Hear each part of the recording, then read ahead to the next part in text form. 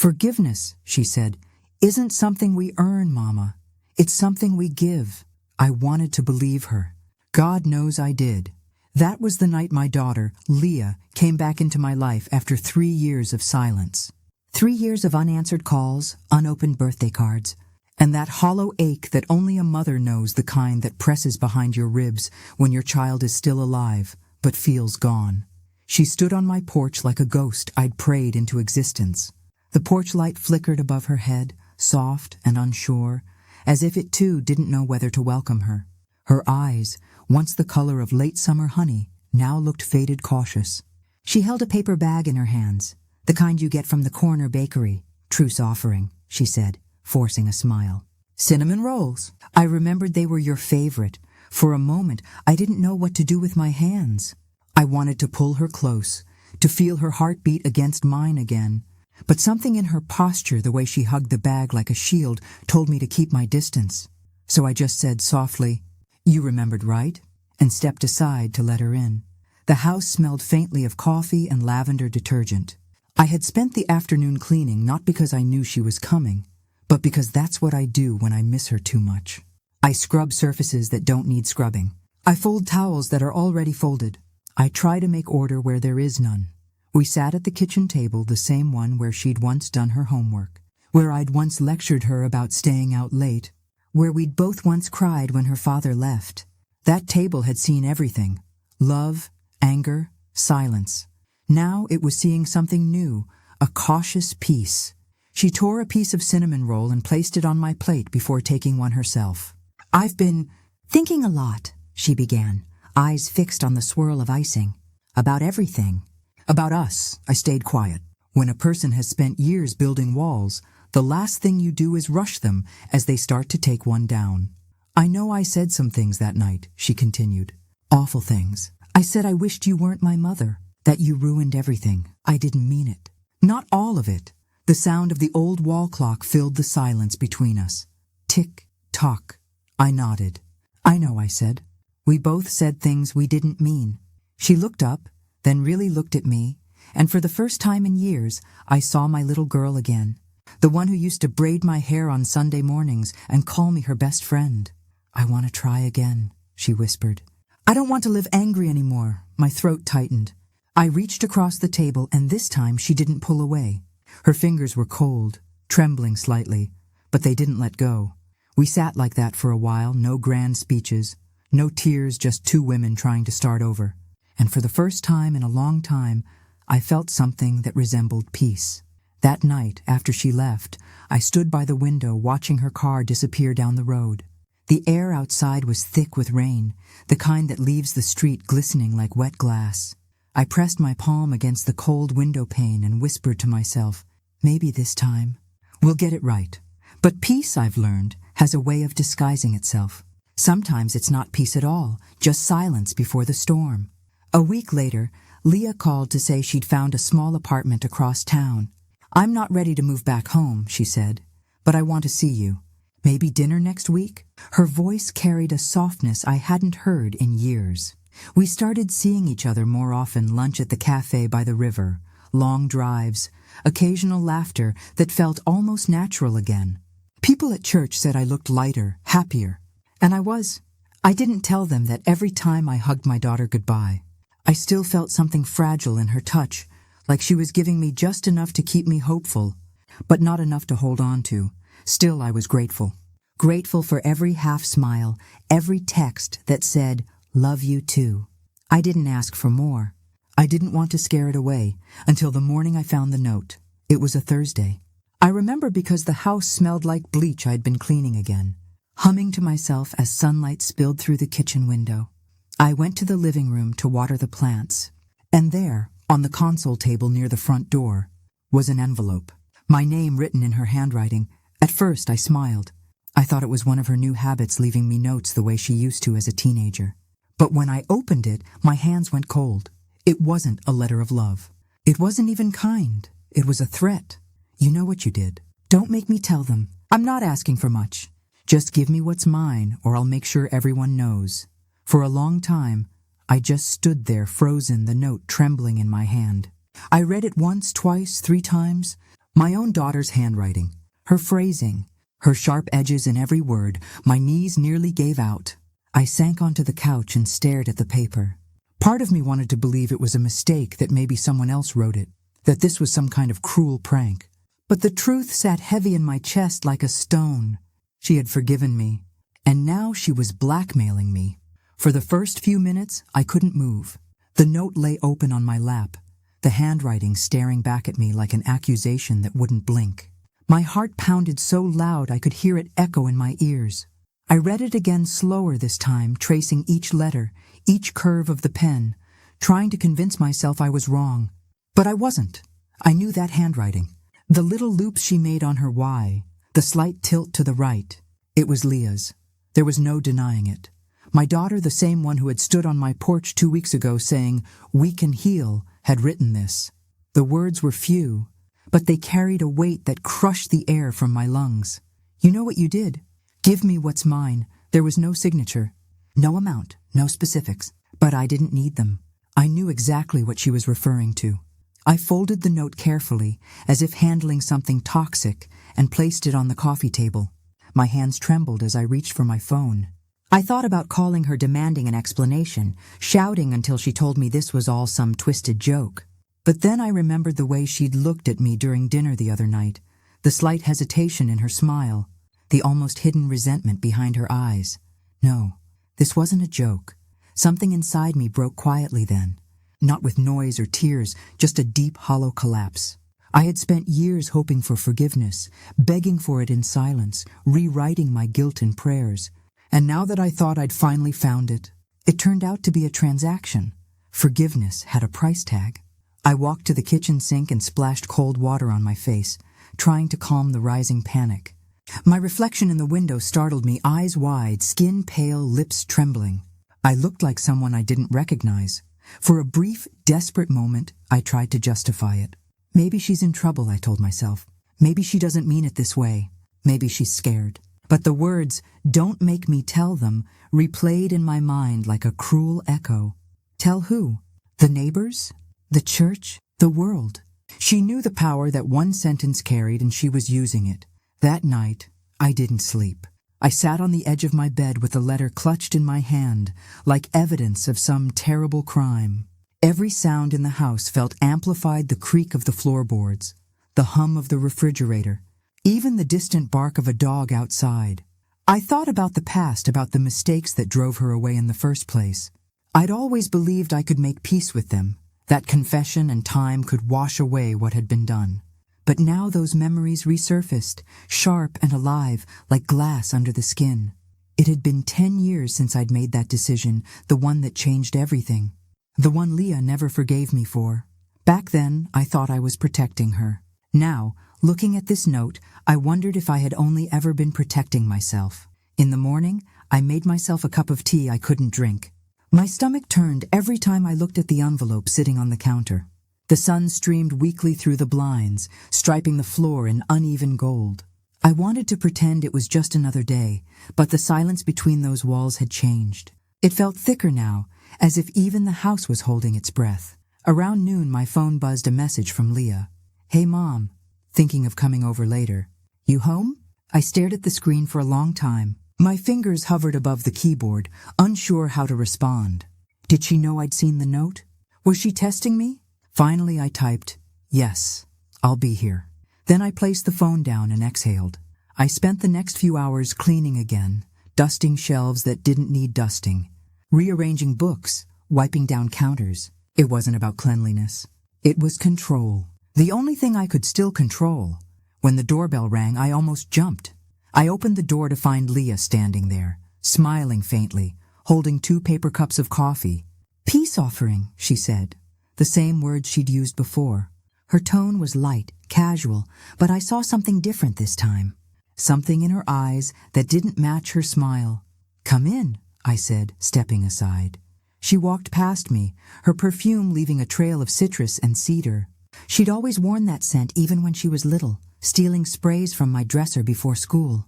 It used to make me smile. Now it made my stomach twist. She handed me one of the cups and sat at the kitchen table, her nails tapping softly against the cardboard sleeve. "So," she said after a moment. "How's your week been?" I forced a smile. "Quiet, the way I like it." She nodded, sipping her coffee. Her eyes darted briefly toward the console table, the exact spot where she'd left the envelope. Then she looked back at me and smiled again, too quickly, and that's when I knew. She wanted me to find it. This wasn't an accident or a moment of weakness. It was deliberate, calculated. I felt something cold crawl up my spine, but I kept my expression calm. Years of motherhood had taught me how to mask fear with gentleness. "Leah," I said softly, "is there something you want to tell me?" Her eyes flickered, then steadied. "About what?" "Anything," I said, holding her gaze. "You can tell me anything." She tilted her head, that faint smirk appearing the one she used to have as a teenager when she thought she'd outsmarted me. "Maybe another time, Mama," she said. "Let's just enjoy our coffee." And just like that, she changed the subject, talking about her new job, her new landlord, her new friends. But all I could hear were the words on that note echoing beneath every smile. "You know what you did. Don't make me tell them." That night, after she left, I took the note out again. I smoothed it on the table, staring at every curve of her handwriting until my eyes blurred. I didn't cry. Not yet, because somewhere deep down, I still needed to understand why. Why my own daughter would use my guilt like a weapon. Why forgiveness had turned into blackmail. And what exactly she planned to do next. Before everything fell apart, life had been quiet. Not happy, exactly, but steady. The kind of steadiness that feels safe, even when it's built on regret. Most mornings started the same way. I'd wake before dawn, make a cup of tea, and sit by the kitchen window, watching the sky change colors. The birds always came early, little brown sparrows tapping on the fence, calling out into the soft light. It was my favorite part of the day, those few minutes before the noise of the world began. The kettle's whistle, the clink of the teaspoon, the scent of mint rising from the cup, all of it felt like ritual. I think that's what saved me, in a way. Routine gave shape to loneliness. After my divorce, after Leah moved out, I'd filled my days with small habits that felt like structure. I taught part-time at the community center art classes for children mostly. Nothing grand, but I liked the smell of paint, the chaos of little voices, the smudges of color on tiny fingers. It reminded me that life could still create beauty out of mess. I'd come home around 3 p.m., cook something simple, lentil soup, maybe rice and vegetables, and eat alone at that same kitchen table where Leah used to chatter about her day. The house had grown used to silence by then. So had I. Sometimes, in the evenings, I'd talk to her, picture the one from her high school graduation. Her face frozen mid-smile, cap slightly tilted, pride glowing in her eyes. "Look at you," I'd whisper. "You made it." But behind every whisper was another sentence I never said aloud. "I'm sorry." It's strange how guilt becomes part of your furniture. You stop noticing it after a while. It just sits quietly in the corners, in the way you fold the laundry, in the meals you cook. For me, that guilt began 10 years ago. Leah was 17, then wild and clever, full of that teenage certainty that the world belonged to her. Her father and I were already separated, though she still blamed me for it. He was charming and unreliable, the kind of man who could make you laugh, even while he was lying. When he left, I told myself I'd protect her from him, from his chaos, from disappointment. But when he got sick, liver failure, they said he wanted to see her. He begged me, and I refused. I told myself she was better off not seeing him like that, frail and ashamed. But deep down, I knew the truth. I didn't want her to forgive him before she forgave me. He died 2 weeks later. And Leah never forgave me for keeping her away. She found out from his sister, my former sister-in-law, who called her after the funeral. That was the night she screamed at me, called me selfish, heartless, said I had stolen her last chance to say goodbye. She left that night with nothing but a small suitcase and a voice full of rage. For years after, I tried to explain.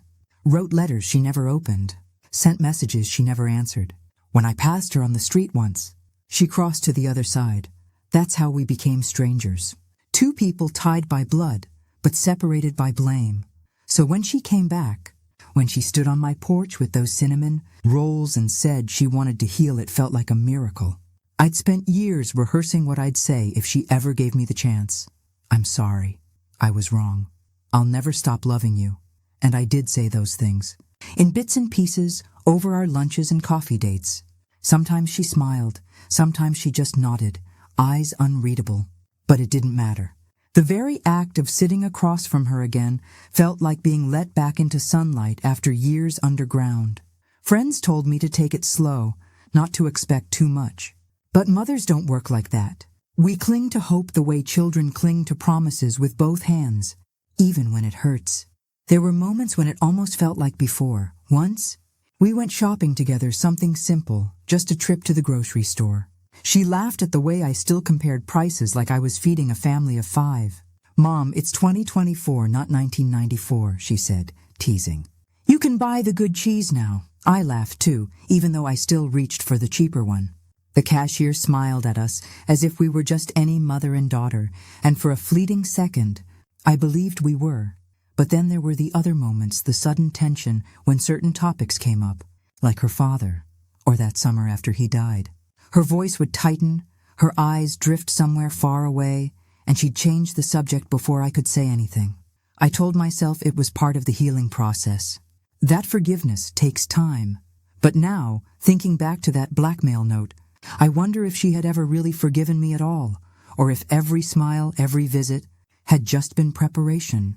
A setup for a reckoning she believed she was owed. Still, before the note, life had a fragile sort of peace.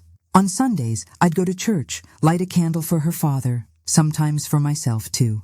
The pastor would talk about mercy and grace, and I'd nod along, pretending I understood how to apply them. I volunteered at the library, baked on weekends, kept my little garden alive. I told myself that one day Leah and I would find our way back to something real.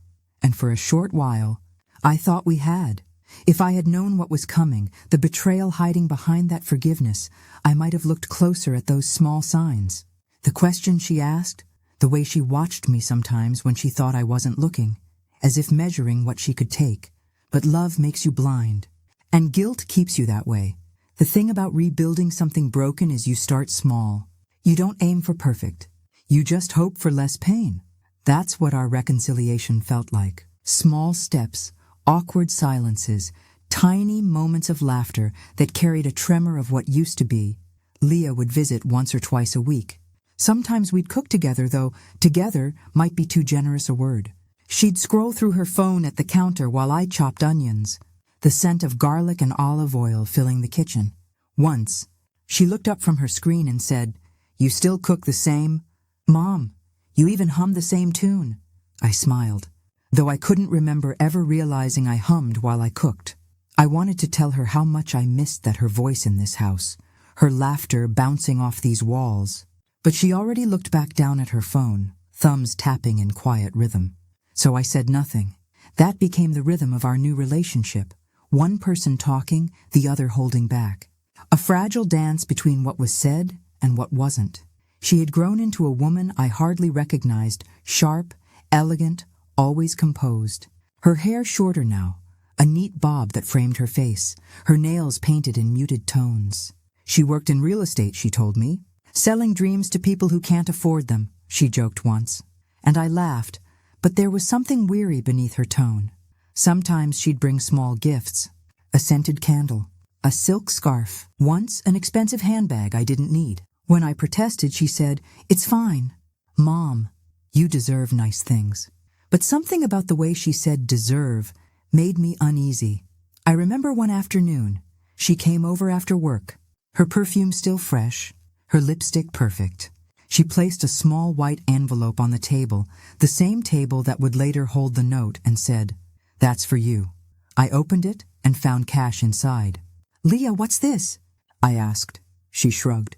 "Just a little help. I know you're not working full-time anymore." "I don't need your help," I said quietly.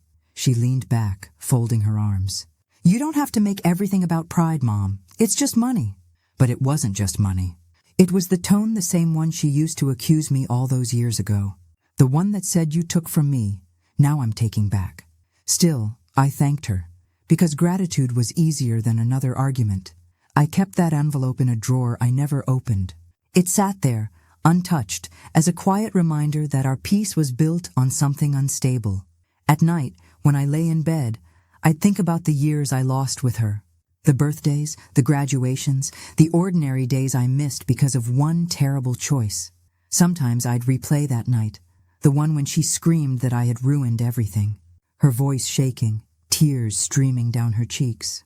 I remember trying to hold her, and she pushed me away so hard I stumbled into the wall. "You think you know what's best for everyone," she had shouted, "but you only ever protect yourself." I told myself she'd calm down. That time would fix what words couldn't. But time doesn't heal when resentment feeds it. It just hardens the wound. When she came back into my life, I wanted so badly to believe it was forgiveness. That maybe she'd finally understood my reasons. That maybe the years had softened her anger the way they'd softened mine. We even started talking about taking a trip together, something simple. A weekend by the lake where her father used to fish. "We could start over," she said one evening. Her eyes had shimmered then, and I felt that old warmth spread through me like sunlight through glass. "Yes," I whispered. "We could." But later that night, I caught her wandering near my study, her eyes scanning the shelves where I kept old boxes and files. She smiled when she noticed me. "Just reminiscing," she said. I didn't think much of it then. Now I realize she had been looking for something. Still, for those few weeks, I lived inside that illusion of peace. I cooked her favorite meals, chicken stew with thyme, mashed potatoes with butter so thick it gleamed. We'd sit at the table like before, though she mostly picked at her food, scrolling through her phone, nodding at whatever I said. Once I caught her staring at me for a long time, silent. "What is it?" I asked. She smiled faintly. "Just thinking how time changes people." "How so?" She tilted her head. "You look softer now." "Older, you mean?" "No," she said. "Just softer." At the time, I took it as kindness. But later, when I read that note, I wondered if she meant weaker. The day before I found the note, she hugged me. It was the first time in years she'd initiated it. Her arms wrapped around me gently, her head resting on my shoulder. I remember thinking, this is it. "We've finally crossed that line back to love," she whispered. "I forgive you, Mom." And I believed her. I held her tighter, feeling my throat close with emotion. "Thank you," I managed to say. "You have no idea what that means to me." But she just smiled, that same faint smile, and said, "I think I do." Now, when I replay that moment in my mind, I see it differently. The stillness in her hug, the calculation in her eyes when she pulled away, it wasn't peace. It was patience. She'd already written the note by then. She'd already decided what forgiveness would cost me. Sometimes, I wonder if there was something I could have done differently. If a better mother, a braver woman, could have broken that cycle before it began. But I also know this guilt can turn even love into currency. And in our story, she wasn't the only one who learned how to trade it. I remember the morning light more than anything, that thin, syrupy gold that slid across the kitchen tiles like it was too tired to shine. I was making tea the way I always did, slow and deliberate, because sometimes when your heart's restless, ritual becomes the only thing that holds you together. The kettle clicked off, and I could hear the faint hum of the refrigerator, the sound of my own breathing, and something else, something quiet and off rhythm. Like guilt has its own frequency, if you listen close enough. She'd left early that day, said she was going to meet someone from work. She said it the way people say a word they don't believe in anymore. And I told her, drive safe, even though I wanted to say, don't go. Forgiveness was supposed to be a clean thing, wasn't it? Like a river washing the dirt off both people. But this one, this forgiveness, felt like standing waist-deep in water that never stopped rising. The note came 2 days later, folded inside her dresser drawer, hidden between her perfume and an old friendship bracelet from high school. I wasn't looking for it. God knows I wasn't. I was just putting away laundry, that small, motherly act that still felt like love, even when she said she didn't need me to do it anymore. But there it was. Cream-colored paper, edges bent like it had been opened too many times, and on it words that weren't meant for me. If you tell her what you did, everyone will know the truth about that night. No name. No signature. Just that single line like a blade slipped between the ribs of peace. My first thought wasn't who wrote it. It was what night. Because when you've lived long enough, your sins don't line up neatly in your memory. They blur together, a patchwork quilt of regrets stitched in the dark. I sat there on the edge of her bed, that note trembling between my fingers, and I could hear my heartbeat in my ears. There was a part of me that wanted to laugh because it felt absurd, like something out of a cheap mystery novel. But there was another part, the older, quieter part, that knew better. People don't write things like that unless there's a truth behind it. I tried to convince myself it was a prank. Maybe something from a coworker, a joke gone too far. But even as I said the words out loud, my voice cracked like an old record. I've always been a terrible liar, especially to myself. That evening, when she came home, her smile didn't reach her eyes. She looked tired in a way that had nothing to do with work. "Long day?" I asked. She nodded. "Yeah, long week." And I swear for a split second, she looked at me like she was carrying a secret so heavy it bent her posture. I wanted to ask God how I wanted to, but the air between us was fragile. Like one wrong word could shatter it completely. So instead, I did what mothers do when they're afraid of losing their child. I made dinner. She barely ate. Pushed the food around her plate and said she wasn't hungry. I told her she looked pale. She told me I worried too much. And we both smiled like people who were rehearsing love, not living it. Later that night, I took the note out again. Read it by the dim light of the hallway lamp, over and over, until the words started to lose shape. If you tell her what you did. Tell who? Me? Tell me what she did? Or God help me, was it the other way around? Was someone threatening her about my secret? That thought hit like a cold wind through an open door. Because there are things I've buried, things I've prayed over, things I've told myself didn't matter anymore because time had softened their edges. But time doesn't forgive. It only waits. The next morning, I went through the motions, made breakfast, watered the plants, pretended my hands weren't shaking. She left her phone on the counter while she showered. I shouldn't have touched it. I know that. But sometimes curiosity wears the disguise of care. No messages about the note. No strange numbers. No threats. Just the usual work texts, friends, a recipe she'd saved, a meme she'd liked. Everything painfully normal. But then I saw a draft email she hadn't sent. Subject line: "You don't understand what she's capable of." The message body was empty. That's when something inside me, something old and sharp, woke up. Because maybe forgiveness wasn't what I thought it was. Maybe she hadn't forgiven me at all.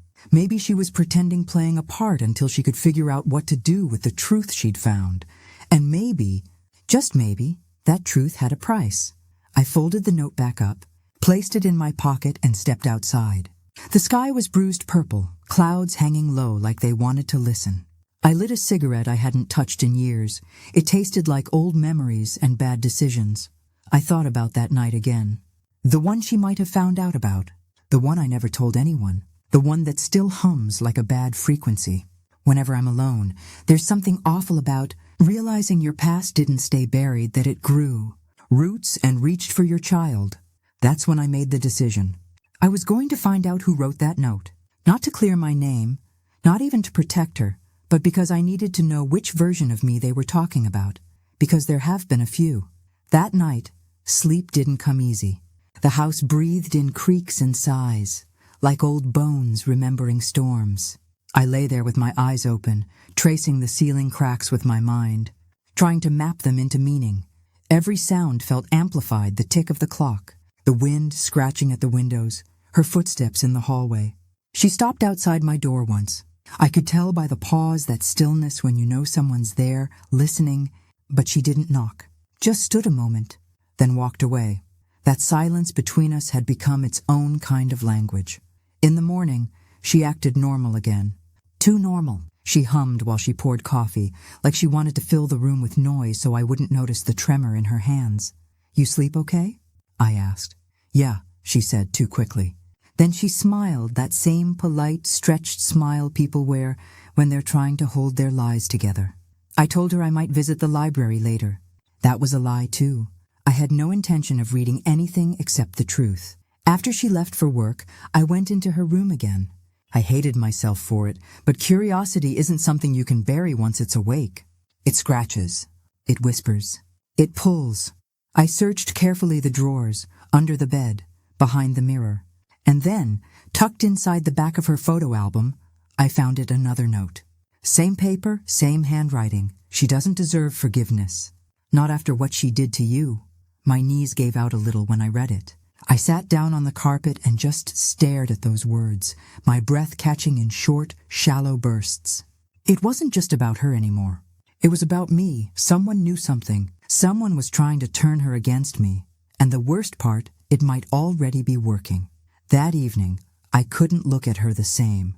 Every word she said felt like a code, every glance a test. I wanted to ask, "Do you hate me now?" But the words froze somewhere between fear and shame. Instead, I said, "You've been quiet lately." She shrugged. "Just tired." And I thought, tired of what or who? She looked at me then, straight into my eyes, and said softly, "You don't have to keep checking on me, Mom. I'm okay." But there was something underneath it. Something that felt like goodbye, trying to disguise itself as reassurance. Later that night, I stood outside her room and listened. I could hear her on the phone. Her voice was low, careful. I leaned closer. "No, she doesn't know I found it," she said. Then a long pause. "I'm not sure yet. I just need time." The words sliced through me. Found what? Time for what? I felt like a trespasser in my own home, stealing meaning from the cracks in her voice. When I finally stepped back, my reflection caught in the hallway mirror, and for a split second, I didn't recognize the woman staring back. Eyes hollow, mouth tight, fear written across her face like a confession. Maybe the truth wasn't outside. Maybe it was right here, wearing my skin. I didn't tell her I'd overheard. Didn't mention the new note. I just waited like people do when they know something's coming, but don't yet know from which direction. Days passed, each one heavier than the last. She stopped sitting with me at dinner, stopped saying good night. And every time I walked into the room, I could feel something closing up, like a door being locked quietly from the inside. Then came Thursday. She left her phone on the kitchen table again. This time it buzzed one single notification. A message from an unsaved number. "Did you tell her yet?" That's when I knew. Whoever was behind those notes wasn't done. I picked up the phone just to see the thread, but the screen went black, locked. The passcode glared back at me like a wall. For a moment, I stood there, caught between two instincts. The mother in me wanted to protect her. The woman in me wanted to protect herself. But the truth? I wasn't sure I deserved protection anymore.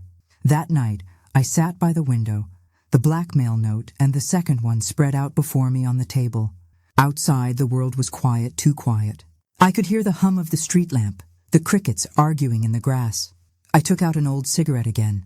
The smoke curled upward like ghosts trying to remember their shape. I whispered to the empty room, "Who are you?" But maybe I was asking both of them, the stranger behind the notes, and the daughter sitting just 10 feet away, who no longer trusted me. Then she came downstairs. Her hair was damp from the shower, her face pale. She stopped when she saw me sitting there in the half-dark. "You're up late," she said. "Couldn't sleep," I replied. We sat there in that silence, the kind that tastes like confession before it's spoken. I looked at her, really looked, and saw the fear hiding behind her calm. "What's going on, baby?" I asked gently. She hesitated. Nothing. Her voice cracked on that one word, and that's when I reached into my pocket and placed the first note on the table between us. She froze.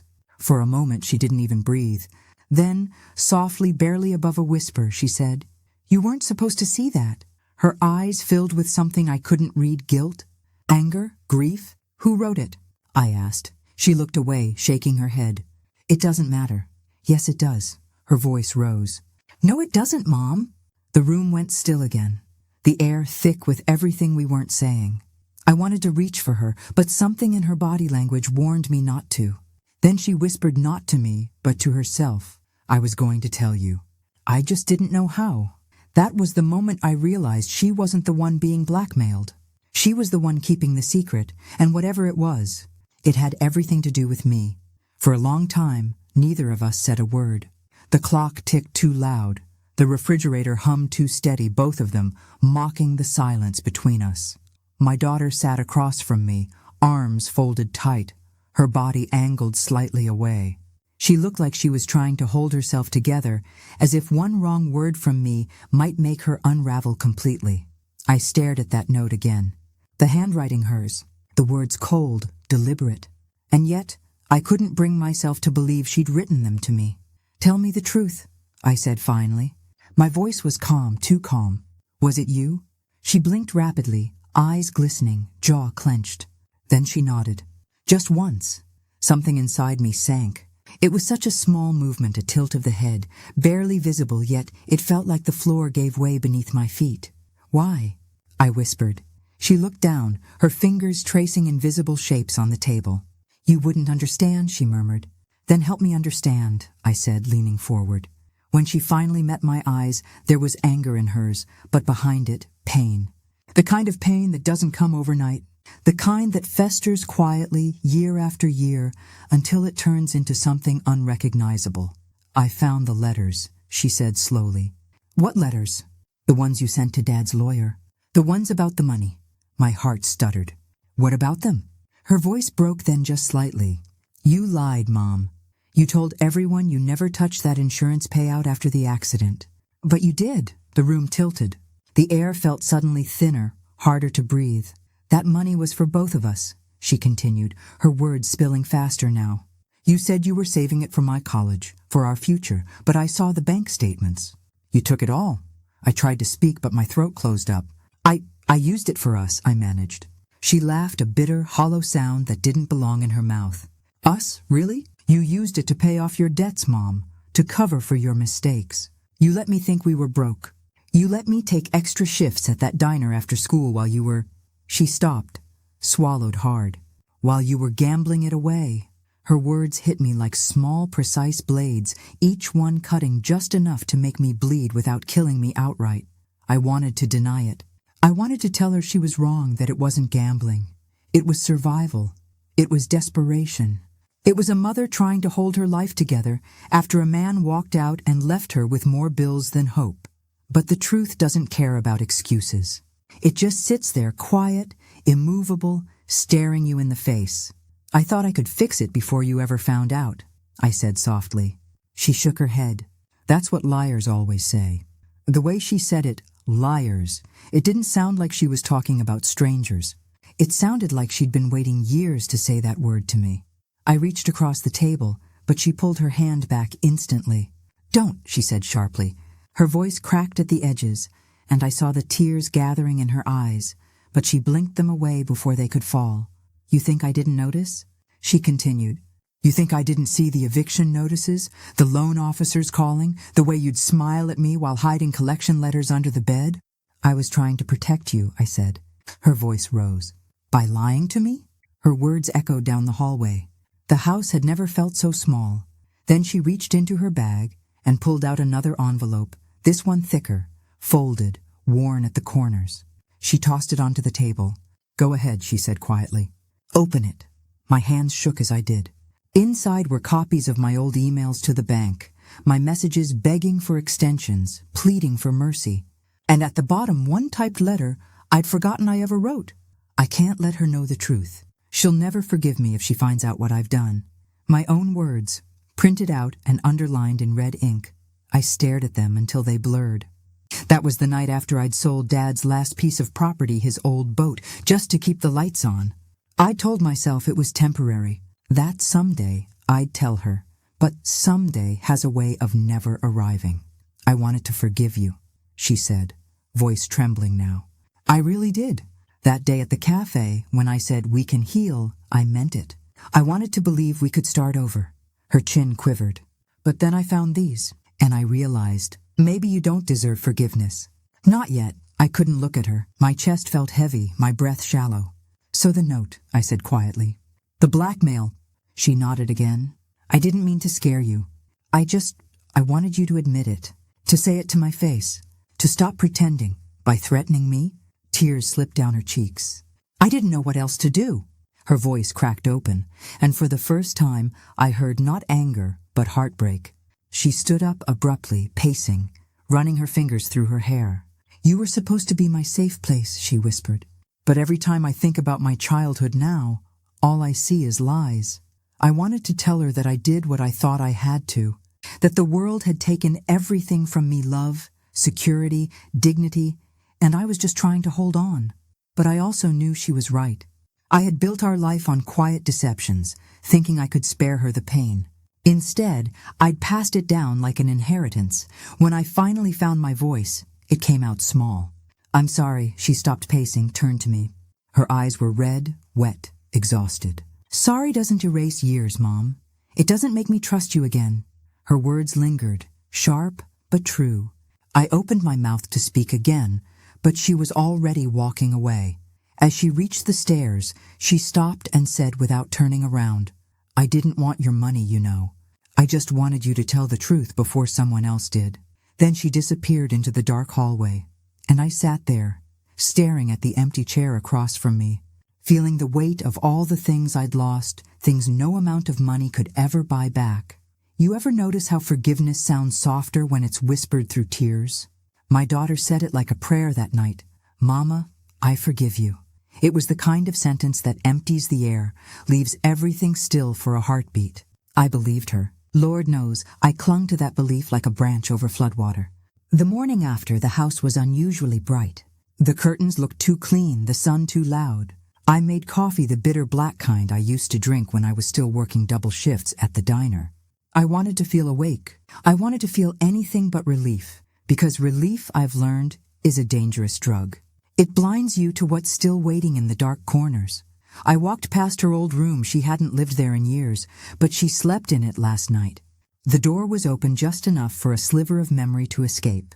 The scent of her perfume lingered, that floral kind, the one that tries too hard to smell happy. Her suitcase was gone. The bed was made. There was a folded note on the pillow. I thought maybe she'd left me another apology, maybe something about starting fresh. But when I opened it, I swear for a second, I forgot how to breathe. It wasn't from her. It wasn't an apology. It was a photocopy, a scan of an email, typed clean and sharp. The kind of words that don't whisper. They slice. If you don't send the money, I'll tell her what really happened that night. No signature. No greeting. Just a date 2 weeks before she came home. And suddenly the whole house tilted. I sat down on her bed, the same one I used to tuck her into, and felt the room press against me. Every wall, every photo frame seemed to stare. The sound of the clock ticking turned cruel. I tried to think who could have sent it. What did they mean? What really happened that night? There were too many nights. Too many mistakes that could be weaponized. You live long enough, and you learn that secrets have long legs. They don't die easy. They crawl under doors and ride the mail like ghosts looking for a host. I turned the paper over, looking for fingerprints like some old detective in a faded movie. My hands were trembling. My mouth tasted like pennies. I wanted to tear it up, but something in me said no. Keep it. The truth may not need proof, but lies sure do. I went to the kitchen, poured another cup, and sat by the window that overlooks the magnolia tree. That tree's seen everything: births, fights, funerals, lovers' arguments whispered under its branches. And I swear it looked back at me that morning, like it knew, like it had been waiting for this. That's when the ache began, slow and low, right under the ribs. It wasn't the kind that passes with aspirin. It was the kind that reminds you you've been fooled. Not by strangers, but by the ones you raised. I remembered her voice from last night, so calm, so sure. Mama, I forgive you. Now I heard it differently. It didn't sound like healing anymore. It sounded like strategy. Like she was setting me up for something. A clean conscience before a clean kill. Maybe I'm wrong. Lord, I hope I'm wrong. But hope is like a cheap umbrella in a hurricane. It don't last long. I started piecing it together in my mind. That sudden visit, her two sweet smiles, the way she asked about the house deed, the way she said, "You still keep your bank things in that drawer, right?" Back then I thought it was curiosity. Now it felt like reconnaissance. I went to my bedroom, opened the drawer she'd asked about, the one I always kept my important papers in. Empty. The envelope with the old savings bonds gone. That was when the bitterness bloomed fully like black ink in water. You see, forgiveness and betrayal, they wear the same perfume at first. They both make you cry, make you believe. But betrayal always leaves fingerprints. I found them all over my trust. I sat on the floor. Couldn't cry. Couldn't even curse. Just that numb silence, the kind you hear when the church bell rings for someone you loved and lost. Except this time, you're the one being buried. And in that silence, my memory went back to that night. The one the letter mentioned. The one I thought I'd buried deep enough to rot alone. It was storming rain so thick it looked like the sky was leaking grief. She was 16. We'd had a fight, one of those mean ones where both of you say things you can't take back. I remember her eyes how they looked like mine when I was that age, wild and wet with fury. She ran out barefoot into the street. The car didn't see her till it was too late. By some miracle she survived just a broken arm, a cracked rib, a bruise on her head. But the man driving, he didn't make it. And the police, they never knew the whole truth. I told them she slipped, that it was my fault for not watching. I lied to save her, to save what little future she had left. And now, someone knew. Someone wanted to use that truth like a knife. I just didn't know who handed it to them. I folded the blackmail note back up, slipped it in the Bible on the table, right between Psalms and Proverbs, wisdom and lament, the two ends of my rope. That night, I didn't sleep. I just listened to the walls, the clock, the distant sound of a train passing through the dark. Every whistle sounded like a warning. And when dawn came again, I realized something cruel but simple. Forgiveness, if not born of truth, is just theater. And my daughter, the one I thought I'd saved, might have just been performing her final act. Still, I couldn't hate her. You don't stop loving your blood just because it runs cold. I made breakfast like any other morning. Toast, eggs, the radio humming low. I even smiled when the mailman passed. Because that's what we Southern women do. We hold our pain like teacups. Steady, fragile, always ready to pour. But inside, a storm was building again, quieter this time, deeper. And I knew before the week was out, I'd have to decide, do I confront her or protect her one last time? I didn't rush. You learn with age that when your world starts tilting, you don't run to straighten it. You wait to see how far it leans. Sometimes, if you're quiet enough, the truth tips itself over. So I went about my days like a woman whose bones remember storms. I watered the porch plants. I ironed the same shirt twice. I left the blackmail note where it was between Psalms and Proverbs, a secret watching me pray. I started small, called the bank, casual as a morning chat, asked about a missing envelope of bonds. The teller said, polite as sugar, that they'd been cashed 3 days ago by my daughter. Said her name out loud like it wasn't heavy, like it wasn't the sound of something breaking inside me. I thanked her, hung up. Then I sat there for a long while, listening to the hum of the refrigerator. It's strange how ordinary sounds feel cruel when your trust's been robbed. Later, I drove into town slow, careful, like a woman in disguise. Parked near the diner, the same one I used to work at when she was little. The waitress there, Louise, still knows everybody's business. So I ordered a slice of pecan pie I didn't want and waited for the right lull in conversation. Your girl was here last week, Louise said finally, wiping a counter that didn't need it. Looked sharp, all dressed up. Said she was meeting someone about old family matters. You two patch things up yet? I smiled the way Southern women do when they're bleeding in silence. We're working on it, I said. That night, I sat by the window again, the magnolia tree swaying like it knew something it shouldn't say. My daughter, my only child, had planned all this long before she said she forgave me. Every kindness, every love you mama, all rehearsed. The performance had been perfect. But here's the thing. I wasn't angry in the way folks expect. I didn't want to scream or throw dishes. I just wanted to understand. What does it take for a daughter to turn her mother into prey? I spent 3 days pretending to forget, to move on. But I watched everything. Checked the phone bills, the mail, her social feeds. That's when I saw the name, Dean. A message tagged on an old photo, her and him, smiling on a porch I didn't recognize. Caption read, "New beginnings always start with honesty. Dean." That was the name of the man who died the night of the accident. His brother, maybe? Cousin? I didn't know, but it was the first real thread I could pull. I went digging through old boxes in the attic, where dust collects like regret. Found the newspaper clipping from that stormy night, "Local man dies in rain-related accident." And there it was. Dean Holloway, listed as the man's surviving brother. So that's who'd sent the note. That's who'd reached into my past and handed my daughter the match to burn me down. But it still didn't explain her part. Was she helping him? Did she even know? I decided I'd have to find out not through shouting, but through listening. Because people always confess when they think they're being understood. So when she called that Sunday evening, cheerful and soft, "Hey mama, I might stop by tomorrow. You free?" I said yes, like I meant it. That night, I didn't sleep. I made the house too clean.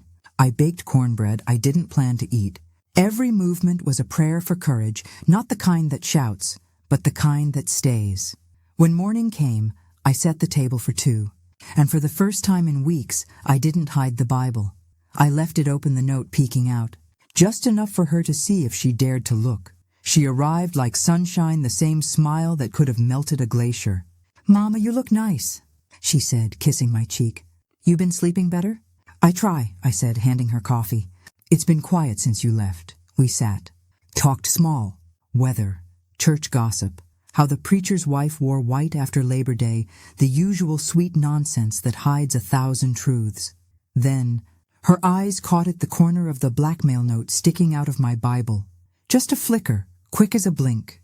But I saw it. I saw fear ripple under that perfect calm. "Something wrong, baby?" I asked, my tone sugar and steel. She smiled too wide. No, just spaced out." I sipped my coffee slow. "Funny thing," I said, tapping the Bible. "This fell out while I was reading yesterday. Looks like something important." She froze, didn't blink, didn't breathe, just stared the kind of stare that could split a life in half. "Mama," she started. "Now before you say anything," I said, keeping my voice gentle, "I want you to know I already know who sent it." Her eyes darted, like a bird trapped in a room. "You do?" "Dean Holloway," I said. "Name ring a bell?" She flinched just slightly, but enough. I leaned back. "He's the brother of the man from that night. The one I told the police about. The one I lied for." Silence. The clock ticked too loud again. Finally she spoke soft, breaking. "He found me, Mama, said he knew. Said he'd tell the world unless I helped him. I thought I could pay him. Make it go away." I let that sink in. "So you took the bonds?" Tears welled up. "I was going to tell you. I couldn't stand you hating me again. I thought maybe if I forgave you first, we could start new before it all came out." And there it was, the cruel, beautiful twist of it all. Forgiveness wasn't a trap. It was a goodbye. I stood up, poured more coffee I didn't need. "You could have told me," I said quietly. "We could have faced him together." She shook her head. "I wanted to protect you." "By stealing from me?" Her voice cracked. "By sparing you the shame." That word shame sat between us like a living thing. For years it had ruled this house. It had whispered in every prayer, every silence. I looked at her, really looked, and saw the little girl she used to be, standing in the rain that night, terrified and innocent. I saw myself, too desperate, flawed, trying to save her no matter the cost. I reached across the table, put my hand on hers. "Baby," I said, "we've been living in the same lie so long it started to feel like home. But I think it's time we both moved out." She cried then hard, deep, the kind of cry that empties years. And for a moment, we were just two women holding hands over a table of cooling coffee and burnt cornbread bound not by blood, but by the wreckage of love that still refused to die. When the tears stopped, I said, "You tell Dean I'll handle him." Her eyes widened. "Mama, please don't." "Don't worry," I said. "I ain't going to hurt him. I just plan to remind him that guilt don't make him holy." I smiled small, knowing. "And maybe I'll remind him that some debts can't be collected, only confessed." I didn't sleep that night. Sleep felt like something for clean souls, and I hadn't been one of those for a long while. Instead, I sat by the kitchen window, watching the streetlight flicker against the magnolia leaves. It made everything look like it was breathing shadows, moving in slow rhythm with the lies we'd both told.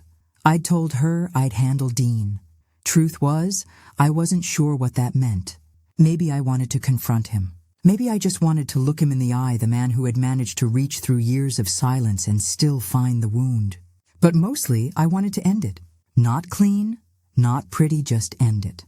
The next morning, I called in a favor from an old friend who worked at the courthouse, a woman who'd seen enough secrets pass through her desk to know when not to ask questions. "May," she said, her voice low, "you sure you want to dig this up again?" "No, baby," I said, "but I reckon it's already dug up. I'm just making sure I'm the one holding the shovel." She sighed, rustled some papers. "You're looking for Dean Holloway, right? Lives out near that old train yard on Miller's Creek Road. Keeps to himself mostly. Folks say he's been drinking heavy." "Thank you," I said. "And Helen?" "Yeah? If anyone asks, you ain't heard from me." She chuckled, soft and sad. "Honey, I stopped hearing things years ago. By the time I hung up, My hands were shaking, not from fear, but from the quiet realization that I'd crossed a line I couldn't uncross. I drove out that afternoon, the sky swollen gray with the kind of storm that feels personal. The dirt road to Miller's Creek was half washed out, lined with dying oaks and the ghosts of old machinery. When I pulled up to the trailer, I half expected it to be empty. But smoke curled from a rusted chimney, and a dog barked once before losing interest. I stepped out. My shoes sank into the mud like the earth itself wanted to hold me back. Dean answered the door before I could knock. He looked older than I remembered, not by years, but by regret. His eyes were tired, yellowed at the edges. The kind of eyes that had seen too much loss to care about manners. "May," he said, like he'd been expecting me. I wondered how long it'd take. "Can I come in?" He stepped aside without a word. The trailer smelled of whiskey, motor oil, and old grief. There was a table in the corner covered in papers, letters, bills, and one photograph turned face down. "You found the note," he said. Not a question. I did. He poured himself a drink. "Didn't offer me one. You here to threaten me or confess?" I took a seat, smoothing my skirt like I was in church. "Neither. I came to understand." He laughed once, sharp and hollow. "Understand what, May? That you killed my brother and got away with it?" My throat went dry. "I didn't kill him, Dean. I lied for someone who did." His jaw tightened. "Your daughter," I nodded. "She was 17. She'd been drinking." He followed her home, wouldn't take no for an answer. Things got out of hand. She called me, crying so hard I could barely make out the words. By the time I got there, I stopped. The memory was a wound that never scarred. I couldn't lose her too. So I called the police, told them I'd been the one driving, said I'd hit him by accident. Dean stared at me for a long time. The only sound was the rain starting to drum against the roof. "So that's your story," he finally said. "The good mama saving her baby. You think that makes it noble?" "No," I said. "It makes it human." He turned away, poured another drink. "I lost my brother that night. You lost your soul. Guess we both got something buried out there." "Then why the note?" I asked quietly. "Why drag her into it after all these years?" He looked down at the glass, swirling it slow. "Because she came looking for me, May. Said she wanted the truth. Said she needed to know who you really were. So I told her. And when she realized you'd been lying to her all her life, she offered me money to keep quiet." My breath caught. "She what?" "She said she'd already forgiven you, but that forgiveness don't come cheap." I shook my head, trying to reconcile that image of her, my little girl, clutching a teddy bear after a nightmare, with the woman who'd made that deal. "She was scared," I said. "More to myself than to him." "Maybe," he said. "Or maybe she just wanted power over you for once. You've been carrying her guilt all these years. Maybe she wanted to see how it felt when you carried her fear, too." He downed the drink, wiped his mouth.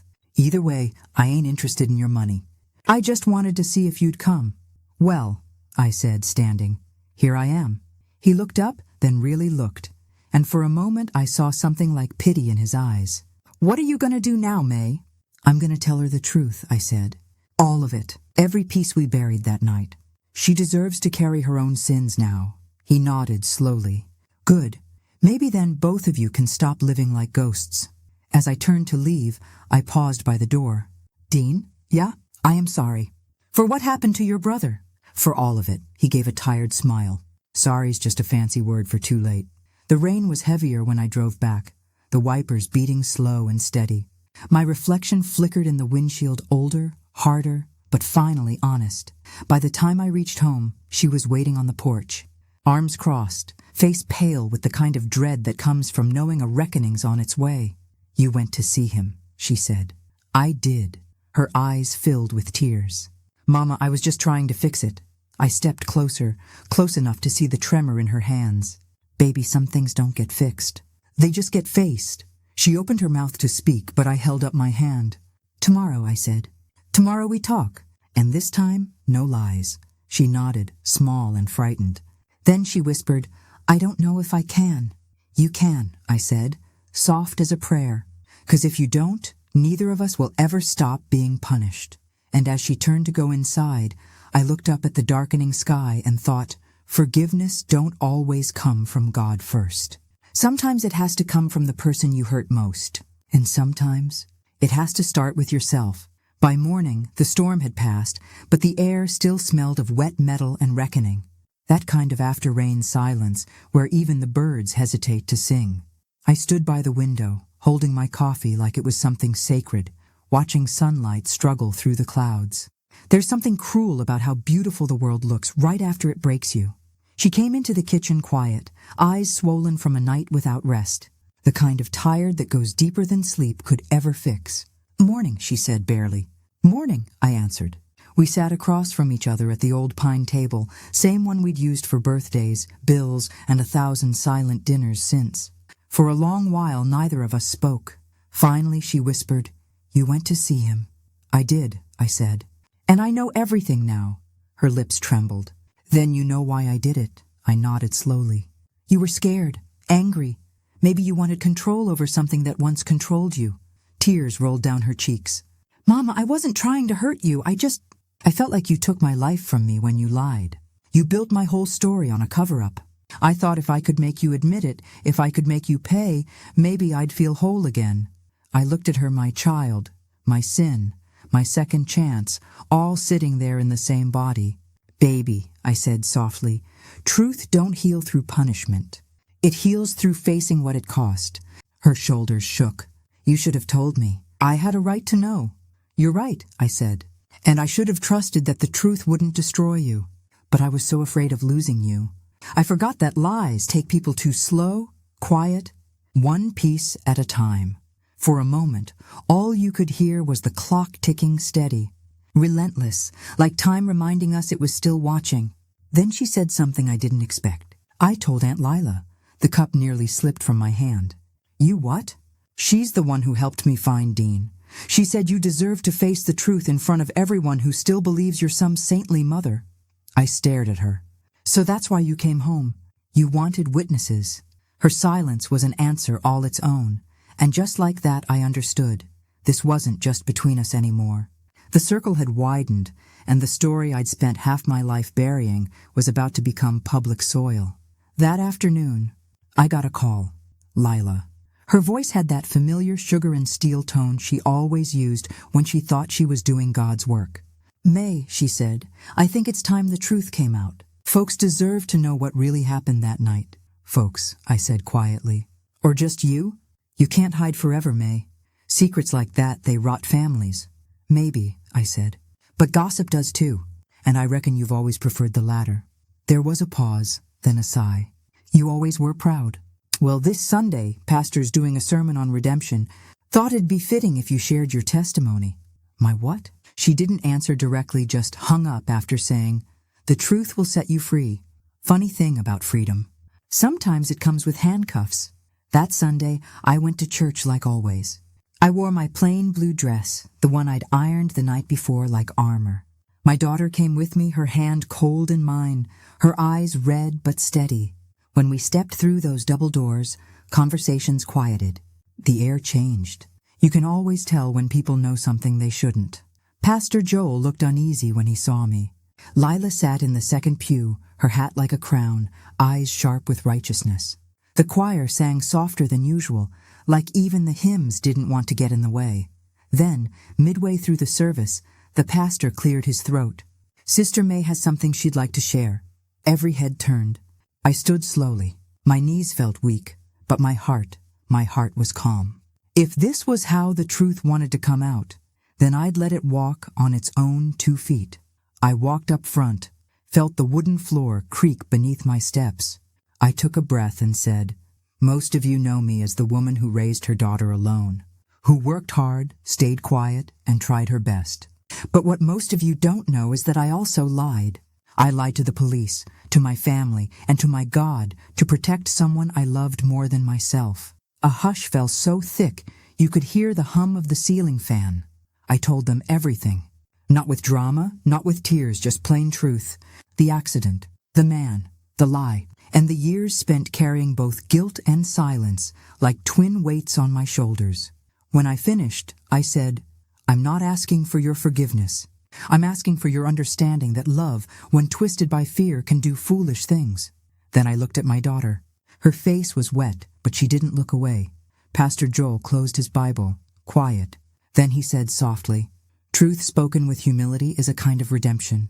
Sister May, sometimes the confession itself is the prayer. I nodded and stepped down. Every eye following me, some kind, some cold, all changed. And as I sat back beside my daughter, she reached for my hand. Not out of pity, but out of something older, deeper. Something like peace, fragile as glass, but real enough to touch. That day, the whole town learned the truth. But for the first time in years, I didn't feel ashamed. Because what they heard wasn't just my sin, it was my survival. It's been 3 weeks since the town learned. 3 weeks since the note that lived folded in my dresser drawer became the wind that shook every branch of this family tree. It started with whispers, of course. It always does. Whispers in the grocery line, whispers over fences, whispers muffled behind coffee cups. Folks never ask directly, they just tilt their heads, drop their voices, and let the silence finish the sentence. But I've lived long enough to know that silence carries sharper blades than words ever could. The first Sunday after it all broke, I sat in the second pew, same as always. My hands folded, my back straight. I felt the weight of every stare pressing against the back of my neck. Even the preacher's words about forgiveness, about grace, seemed to linger a little longer on my name. And then, right as the choir began, I saw her. My daughter. She came in late, hair tied too tight, eyes too tired. Her hands trembled just enough that she missed a hymn's first note. She didn't look at me not once, but when she sat down across the aisle, I could feel the air change. It was like watching a ghost take its place among the living. After service, nobody said much. A few touched my hand, out of habit more than comfort. Mrs. Doyle, who's never met a secret she couldn't sweeten, leaned close and whispered, "Children can be cruel. May, but I suppose it runs both ways." I smiled, polite. The kind of smile that means not here, not now. But I saw her too, my daughter standing just outside the doors, clutching her purse like it held the last of her pride. The same people who once praised her kindness now stepped around her like she was something fragile or contagious. It wasn't my doing. I hadn't said a word. Truth has a way of walking on its own 2 feet once it's been set loose. Later that afternoon, she came to the house. No announcement, no knocking, just the soft squeak of the screen door. "Mom," she said, voice barely holding. "Can I come in?" I nodded. And for the first time in a long while, she looked like the little girl I used to braid hair for, who used to curl into me when storms shook the windows. We sat at the kitchen table, same place where all our fights began and where, if the Lord allowed, they'd end too. She didn't waste time. "I didn't mean for it to go that far," she said. Her hands trembled. "It wasn't about the money, not really. It was about, I just wanted you to understand what it felt like, to lose something, to pay for it." "Pay for what?" I asked softly. Her eyes filled. "For choosing him over me, for forgiving him after what he did, for acting like it was all just gone." And there it was, the truth buried under all her bitterness. It wasn't about forgiveness. It was about fairness. "You thought hurting me would balance it?" I asked. She nodded, tears slipping quick. "I thought if I could make you feel what I felt, maybe we'd be even.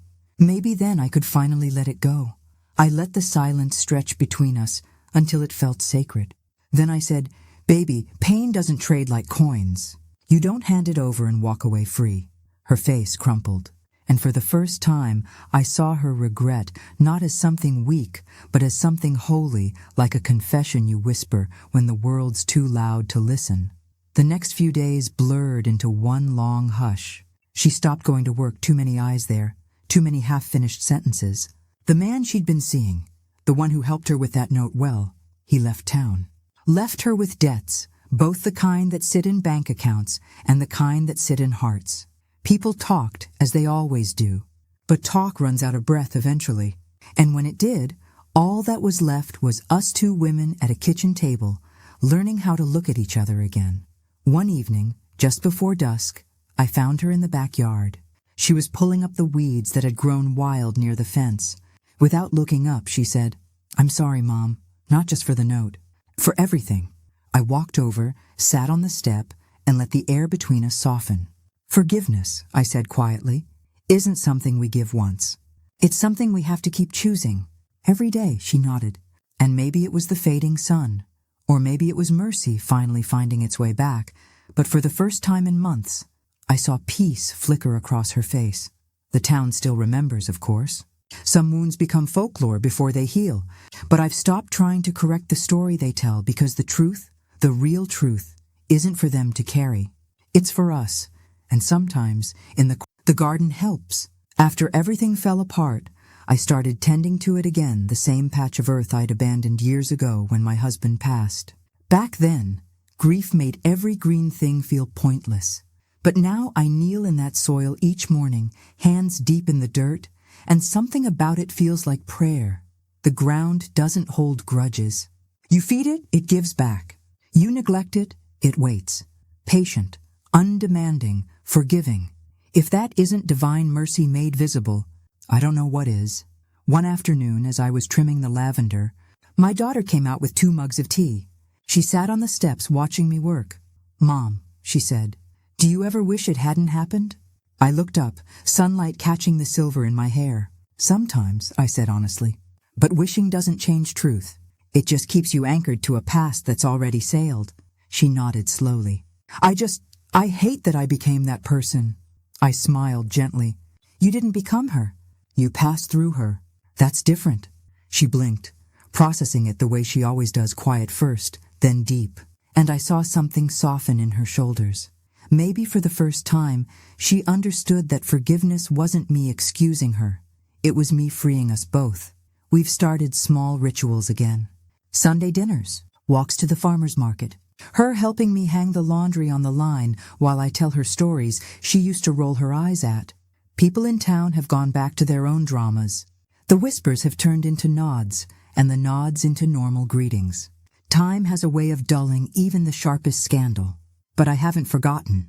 Not the pain, not the lesson, because that note she wrote, that cruel little piece of paper that once broke my heart, became the mirror I needed. It showed me how much silence had grown between us. How many years we'd spent pretending everything was fine just because neither of us wanted to reopen the wound.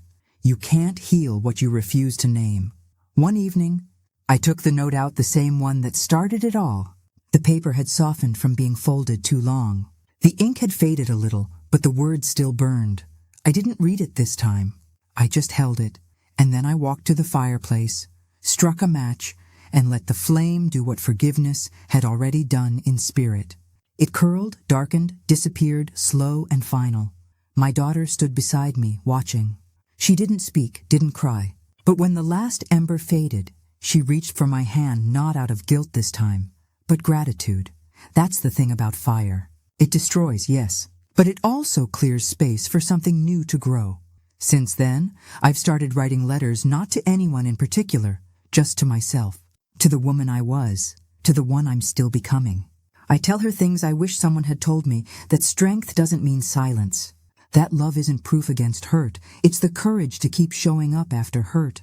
And that forgiveness, real forgiveness, is less about forgetting and more about remembering differently. These days, when I sit on the porch with my tea and watch the sun dip behind the hills, I feel something I haven't felt in a long time: ease. The kind that doesn't depend on anyone else's apology or understanding. The kind that comes from making peace with your own reflection. My daughter sometimes joins me there. We don't always speak, but when we do, it's gentle, familiar, safe. There's laughter again, quiet, but real. And in those moments, I realize healing doesn't arrive with grand gestures or perfect closure. It comes in the slow, unremarkable return of ordinary grace, the sound of your child laughing again, the scent of lavender in evening air, the knowledge that love, even wounded, can survive. Sometimes I sit by my window at night, when the world has gone quiet, and I think about how thin the line is between love and pain, how the same hand that holds can also hurt, and yet it's still the hand you reach for when you're falling. That's what being a mother taught me, that love isn't safe. It's not meant to be. It's meant to refine you, like fire to gold. A few weeks ago, my daughter came over with an envelope. My heart almost stopped for a moment. Old fears don't vanish easily. But this one wasn't a threat. It was a letter. Her handwriting had changed. Neater, more deliberate, like she had learned to slow down. "Mom," she said softly, "I've been writing this for a while. I didn't know how to say it. I didn't open it right away. I waited until she left, until the house was still again. Then I sat at the kitchen table, the same table where so many words between us had once turned into wounds, and read. It wasn't an apology, not exactly. It was something deeper. She wrote about shame and pride and how anger had made her blind. She admitted she had used my guilt to fill her own emptiness. She said she'd hated the version of herself who wrote that note more than she'd ever hated me. At the end she wrote, "I can't erase what I did, but I can build something better from it if you'll let me." I cried then, not the loud, heaving kind of crying that comes from fresh pain. This was quieter, older, like rain falling on a field that had been waiting years for water. The next day, I called her. When she arrived, I was in the garden again. She sat beside me on the bench, hands tucked between her knees, waiting. "I read your letter," I said. She looked terrified. And I smiled faintly. "I believe you mean every word." Her eyes filled, but she didn't speak. I reached over and took her hand, not to comfort, but to connect. "You see," I continued, "forgiveness doesn't mean you start where you left off. It means you start again somewhere new, somewhere honest." She nodded, tears rolling silently down her cheeks. And in that moment, I realized how long we had both been waiting for something simple, the permission to begin again. People think betrayal ends relationships, but sometimes it only ends illusions. The illusion that love is unconditional, when in truth, it's full of boundaries and choices. The illusion that being a mother means being endlessly selfless. And the illusion that forgiveness is weakness when it's the hardest, most disciplined strength you'll ever practice.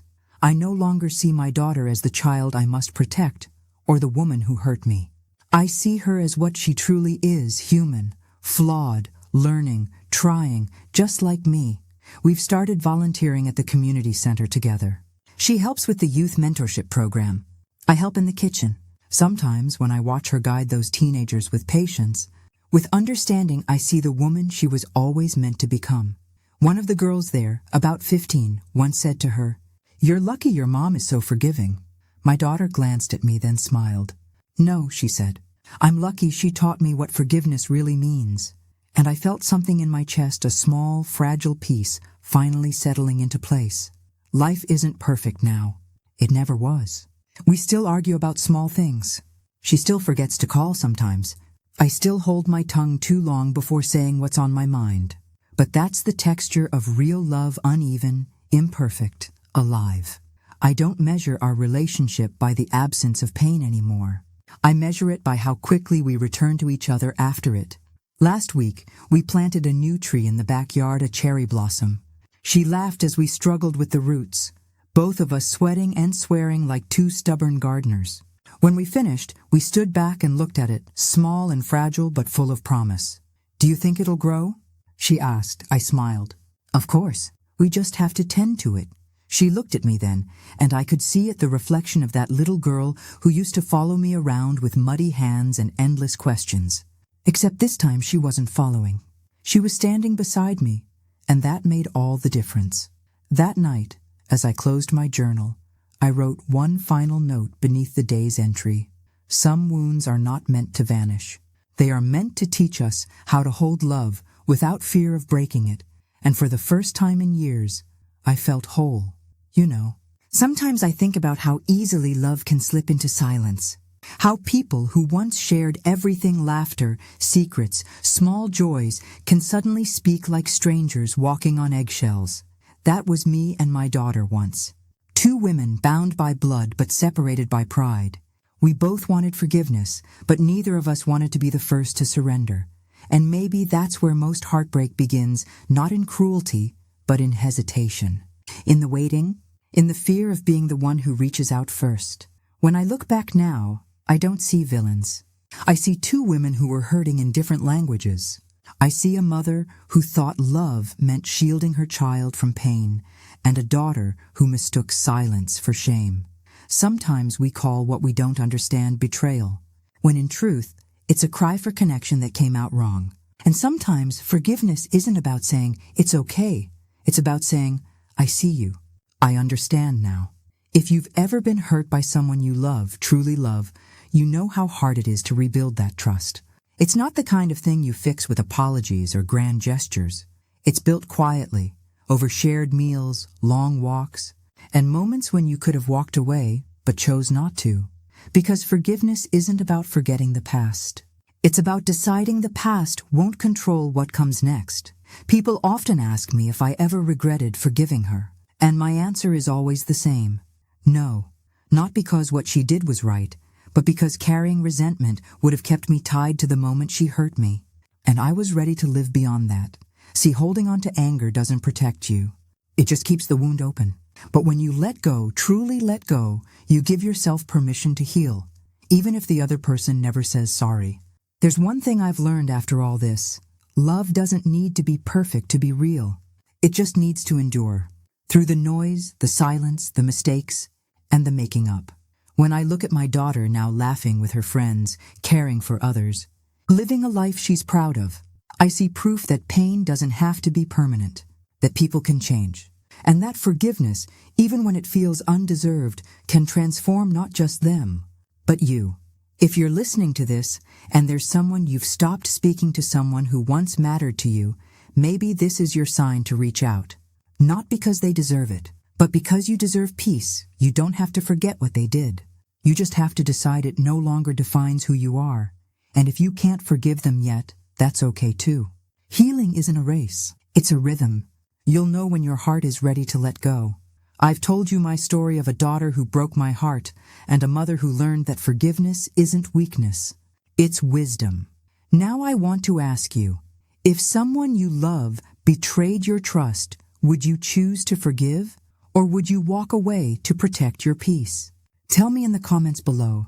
I'd really love to hear your story. And if my story touched you, if it reminded you of someone you once loved and lost, please take a moment to subscribe, to stay for more stories like this one. Stories that remind us we're all just trying to love and learn and find our way back home. Until next time, my dear ones, take care of your hearts. And remember, forgiveness doesn't erase the past, but it can rewrite your future. This is Auntie Noni, signing off. Good night.